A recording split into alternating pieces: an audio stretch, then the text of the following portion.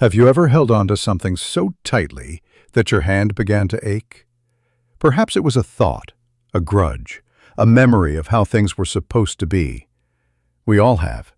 We clench our fists around the past, around our identities, around our desires, believing that this grip is our strength. But what if I told you that true strength, true freedom, is not found in holding on, but in the gentle, courageous art of letting go? I remember a young man who came to the monastery many years ago. His heart was heavy with anger towards someone who had wronged him. He carried this anger like a stone in his pocket, taking it out to feel its weight, to polish it with his thoughts, until it was all he could feel. He believed that holding on to this anger was his justice, that letting it go would mean the wrong was okay. He was a prisoner, guarding a cell he himself was locked inside. This is the great paradox we all face. We confuse attachment for commitment and clinging for love. We believe that to let go is to lose, to forget, to admit defeat. But that is not the way. Letting go is not about erasing the past or becoming indifferent. It is about releasing our emotional grip on it.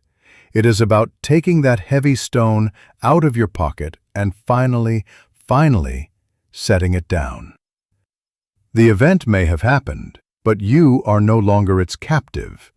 Think of your mind like this still pond behind me. He gestures to the water. When the water is still, it reflects the sky and the trees with perfect clarity. But if you grasp at the water, if you churn it and cling to it, it becomes muddy. You cannot see anything clearly. Our grasping, our clinging, is what muddies our own minds. We cannot see the present moment clearly because we are so busy churning the water with our attachments to the past and our anxieties for the future. So how do we practice this? How do we unclench that fist? It begins not with a grand gesture, but with a simple notice. Notice the tension in your body when a critical thought arises. Notice the story you tell yourself about why you must be right, why you must have that thing to be happy. Just notice, without judgment. In that pause, in that space between the feeling and the reaction, lies your freedom. Then, ask yourself one simple question. Is this serving me?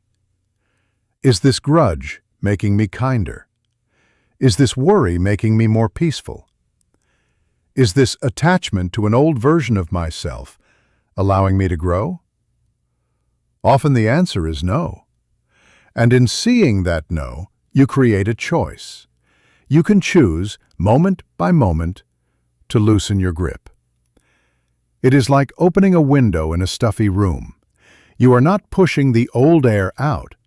You are simply allowing fresh air to come in. When we let go of what no longer serves us, we make space for peace, for new possibilities, for the present moment to simply be in all its beauty. This is the path. It is a practice, not a perfection.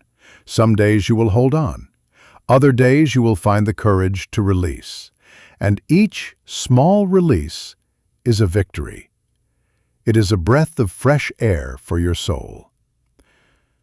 So today, I invite you to set one small thing down. A single worry that circles your mind. A single judgment of yourself or another, just one. Notice the space it creates.